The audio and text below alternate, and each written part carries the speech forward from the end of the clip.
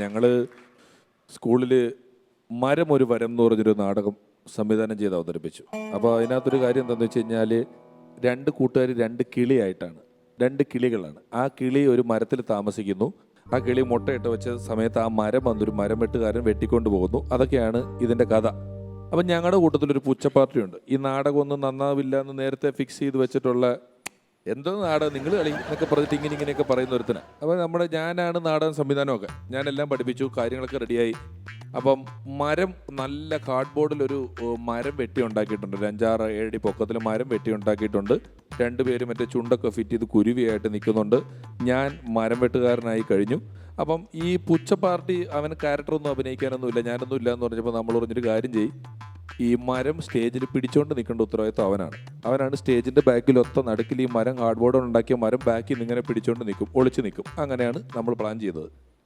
നാടകം തുടങ്ങിയിട്ട് ഇതൊരു സക്സസ് ആവാൻ തുടങ്ങിയിട്ട് ഒരു രക്ഷയില്ല.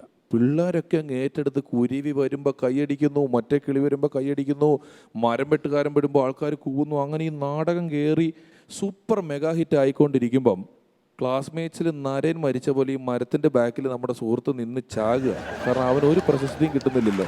ബാക്കിയുള്ള അവൻ്റെ കൂട്ടുകാരൊക്കെ സ്റ്റാർ ആയിക്കൊണ്ടിരിക്കുക. അവനിത് കാണുക, അവൻ ഇതിൻ്റെ ബാക്കിലുണ്ടെന്ന് പൊതുജനം അറിയുന്നില്ല. പക്ഷേ ബാക്കിയുള്ള കൂട്ടുകാരൊക്കെ സ്റ്റാർ ആകുന്നു.